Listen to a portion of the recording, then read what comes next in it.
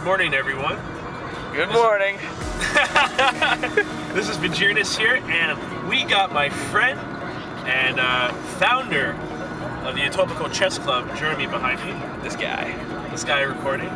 And we are day one of a 2-day chess tournament. We're going to the Guelph Pro AM chess tournament. The proving grounds. The proving grounds, so to speak, because it is my first of, like, I would say local slash like a city event that I haven't done in 12 years, and it's Jeremy's very first chess competitive tournament. So we're gonna be recording all the footage for today, our results, how we feel, maybe some tips about how to prepare for a tournament such as this. My goal for this video is to encourage you to go out there and play chess. And I don't mean like in terms of club chess, I mean in terms of competitive chess. I think that's really fun. And I know there's chess tournaments all out there. You just gotta go out there and find it. Like right now, we're traveling 70 kilometers from Toronto to Guelph. And you can see it's a beautiful day right now in southern Ontario.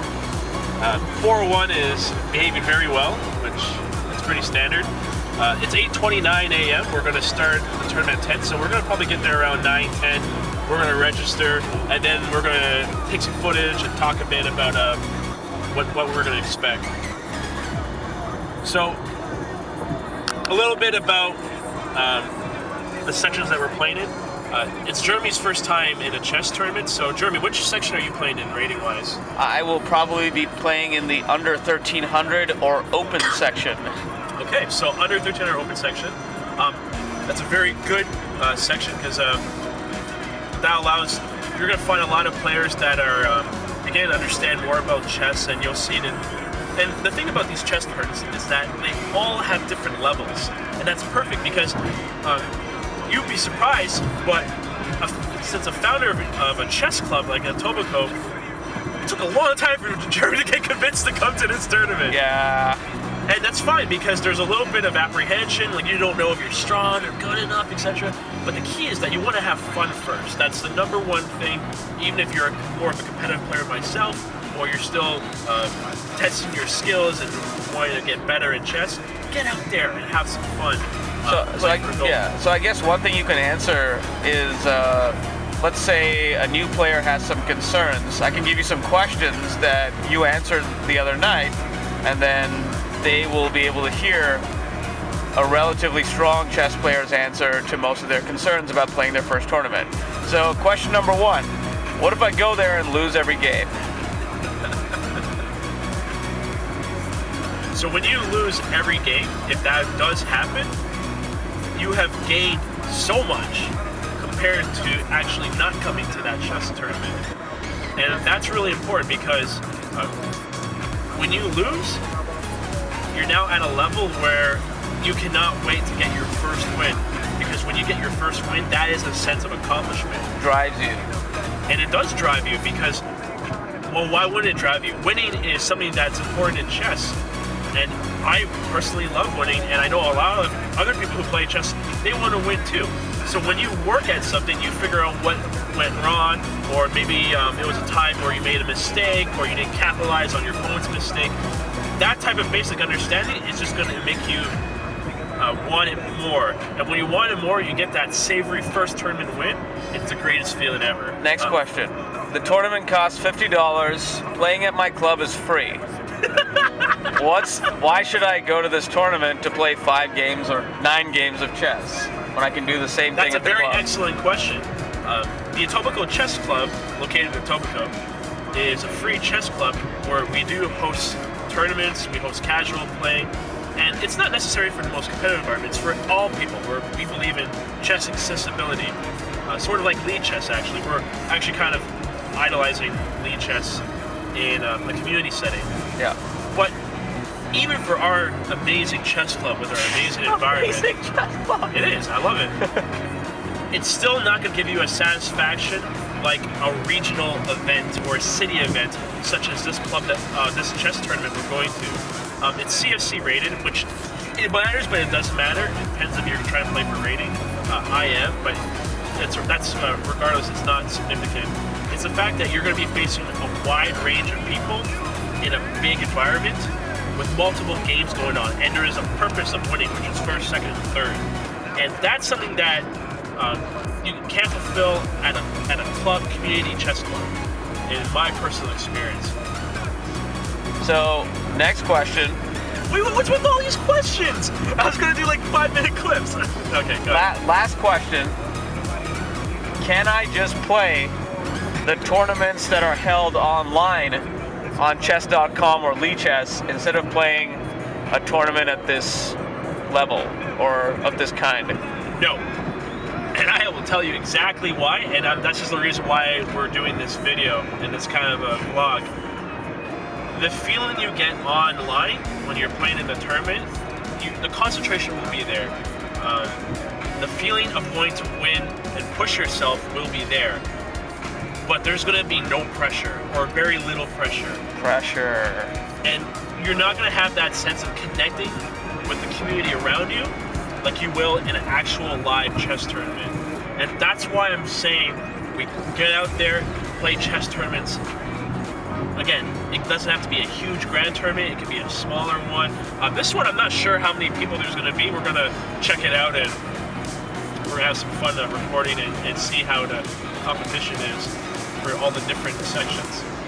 But you want to go out there and, again, go out there and have fun and play. And get outside, man. Like, this is a great time. It's summer. You don't want to stay at home, and again, you can still connect with people on the internet. Is a great, marvelous tool that we can use to connect with people instantly. But there's nothing in comparison to seeing someone face to face, playing your opponent, shaking their hand, good luck, etc., and then just talking with the community around you. Nothing else.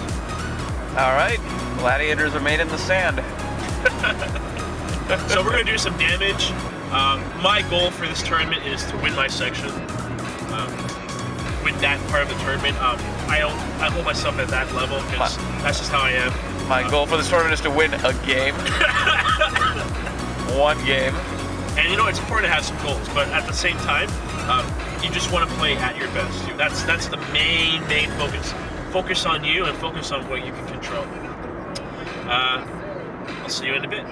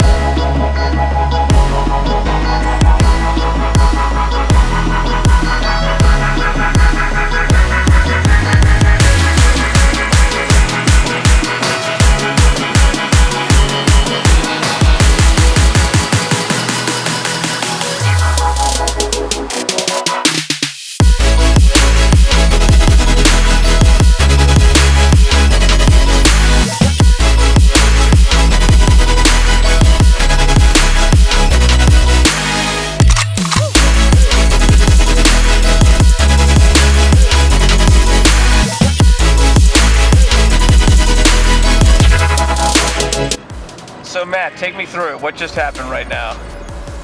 So I was just talking to you about some chess openings that we Sicilian can compare on. nonsense, yeah. Sicilian nonsense. And that annoyance made me miss the Guelph turn. So now we have basically 9 kilometers extra to go to in order to See get that? there. But okay. So we do have 9 kilometers extra. And it does look actually, if I could focus on this GPS, it does look actually quite ridiculous. If you look at the red line and where the red line could have been. Oh my god. So basically, if we were taking the normal path, if I actually followed and went to it, it would have just been like this to the to 12. Now we're going like this, and then we're going like that. It was like, now we're taking like the mountains to get to Guelph. So what's the lesson? Stop talking about chess when you're driving, because you're gonna miss stuff. Or don't talk, period, when you're driving. Just drive silently. Just listen to music. And the GPS's prompts. Just do those things. and you'll be fine. You'll never miss your turnoffs. Chess is already complicated enough. We're about to stop by Helms Deep on our way to Guelph now. That's how far afield we've gone of the Guelph turnoff. I'm not even sure if we're gonna be in Canada when we take the exit here, but we're gonna end up in Guelph. It's gonna happen.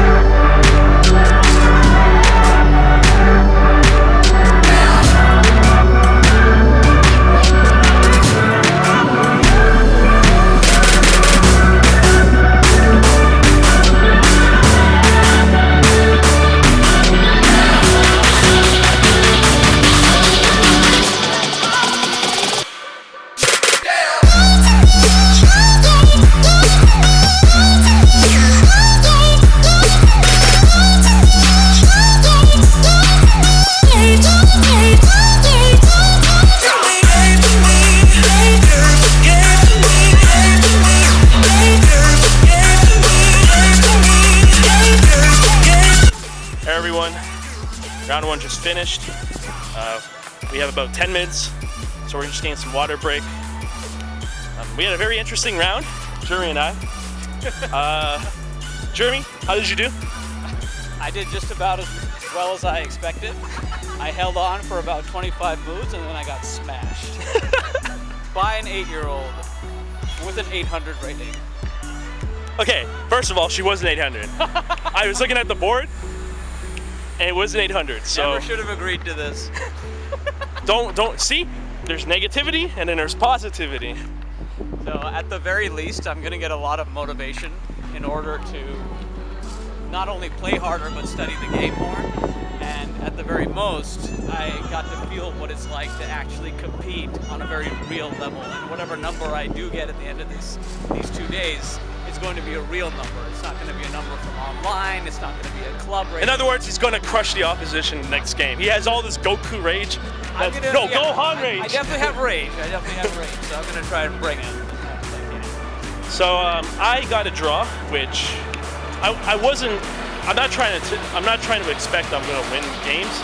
I'm just trying to play nice and strong. So I played a 1600 who actually was 30 years ago an over 2,000 rated player. Ah, that's what it was.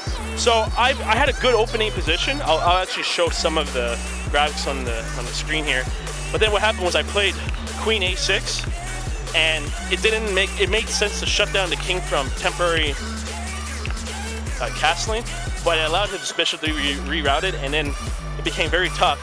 Unfortunately for him, I found a really good move with B4, and that allowed me to break out and become very active, which then we just made it for a draw.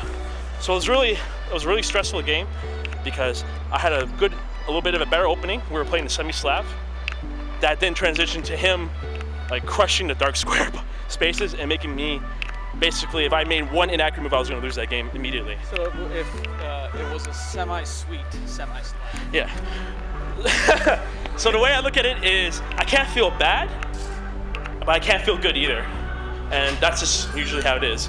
But now we're going to go to round 2, and we're going to reset, and we'll talk again.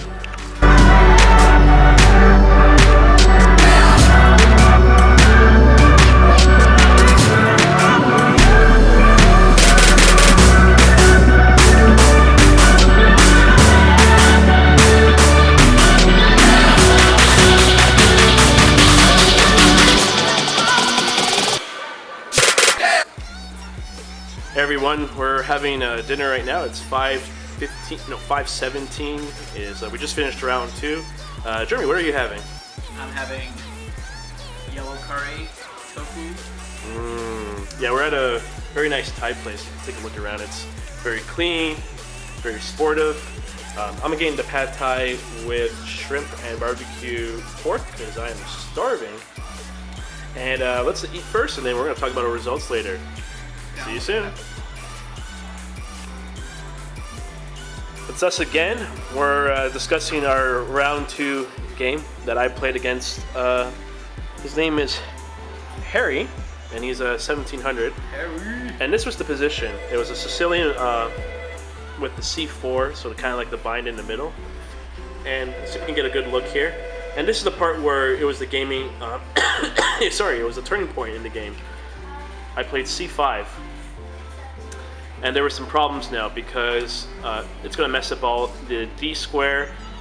If they take, I put the bishop on east C5 and turning E7, and it's a very comfortable bishop.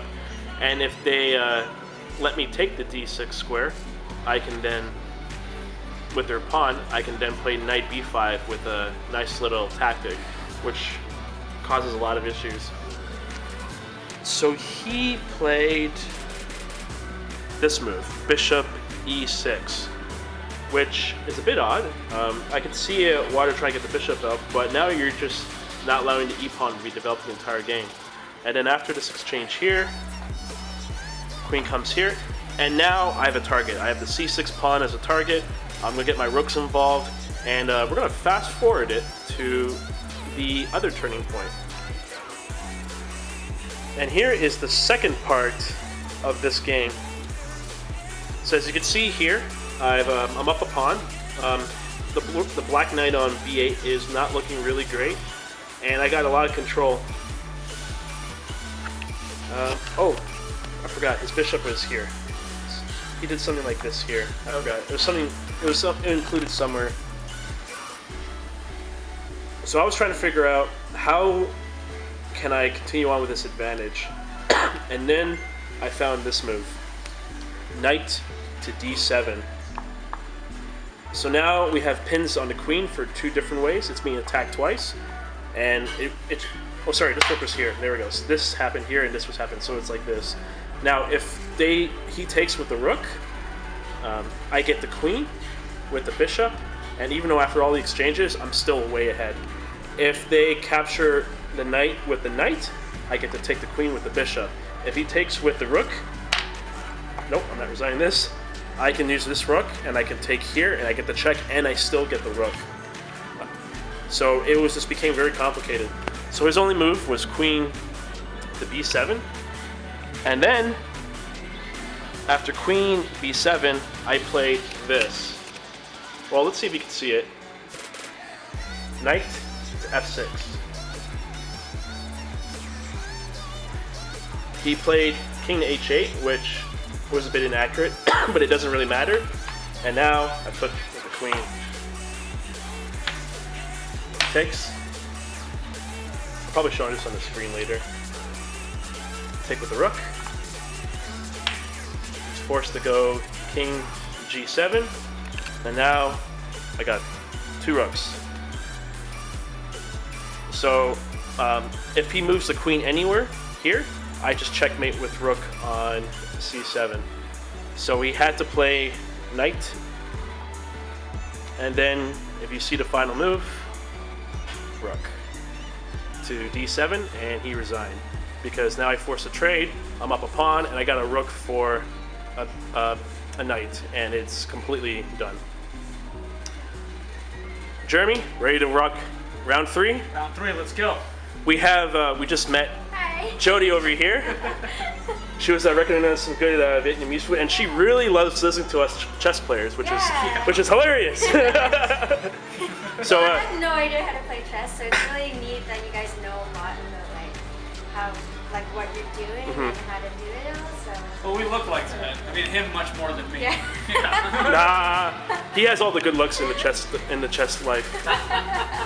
So Jody, do you want to just good luck for our round 3? Yeah, good luck, guys. All right. We'll see you after round 3.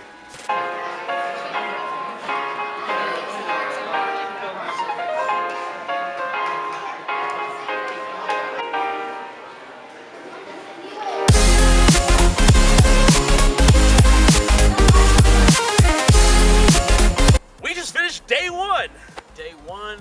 Oh my God. Day Okay. Day one of my first chess tournament ever. Day one of tournament chess. We'll start with the most depressing news.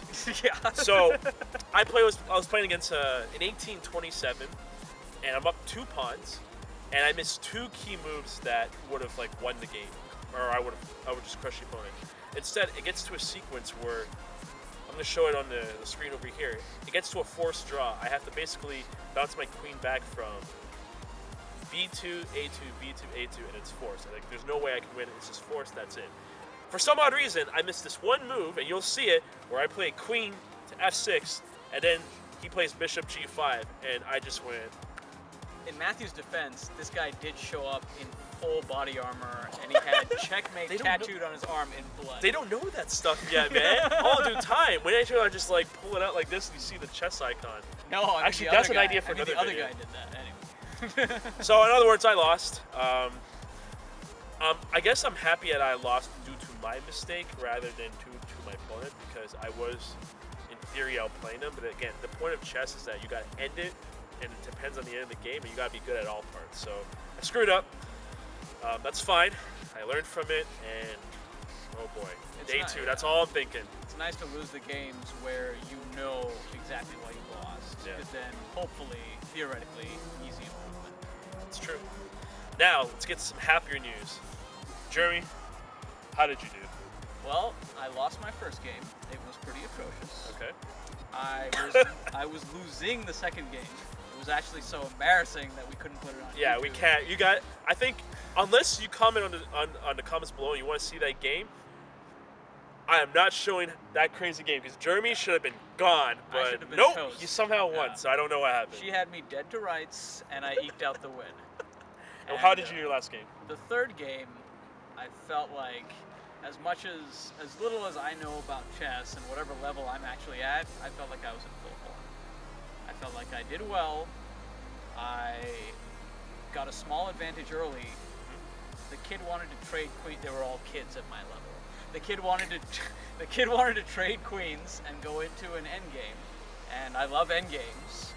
And then I just kept widening the gap. It got bigger and bigger. I tracked one of his pieces, and I won. I was watching your game when I was going back and forth after the guy was slowly crushing me, and I was very impressed. You were playing so positional. Like, you weren't even playing tactics. You were playing positional, and it just flowed really well. I was like, I didn't see any weaknesses, and I knew it was one already. I knew you had it from like move like 12. I knew it was done. So overall, our scores: 1-1-1. So 1 win, 1 draw, 1 loss. You are 201. 201. Two So wins, 0 draws, 1 loss. so he's gonna go for first place tomorrow. Yeah, we'll see. I'm gonna go for see if I can somehow get third, if I can win the next 2 games. Although we'll see what happens. Some trophies are like this big. No, they're like this. Sizable. Either way, though, we're having a great time. University of Guelph is it's really nice, actually. I feel like when we get there, we're gonna take a tour around. In the meantime, I expect Jeremy to win, and I expect me to try and survive, because I'm going to night shift, and then I'm coming back to play chess. That's how crazy and committed I am. I mean, I'm glad that I won these couple of games, so I'm kind of biased when I say this, but despite all my objections, I'm glad I came out and started playing tournament chess. Damn straight! Yeah. And you need to play some tournament chess. No matter how good or bad you are, it's better if it happens earlier rather than later, because it gives you more time over the span of your career and your life to get better as quickly as possible. You got to shell out a little. $50 tournament. Today we had a good day, didn't we? We did. It was worth it. We had some good food. Yep. We won some games. Like, I think the worst thought is like going 0-3. Like, that's probably the scariest. Yeah. Yeah. I mean, Didn't want to do that today. I was pretty nauseated all 3 games. So, except for the last game when I started crushing. Day 2 is going to start at 10 a.m. We're going back to Toronto. And we're going to sleep. Well, you're going to sleep. I'm going to work. This is Vagirinus. This is Jeremy. See, the sleep deprivation's already happening. And we're going to see you day 2. Like, subscribe, and you'll see the part 2 and see how we do. Oh, and if you want to see Jeremy's game, I want to see 10 likes, just 10 likes, and I'm going to make a game analysis on it. Don't do it. Just like it, but don't request it.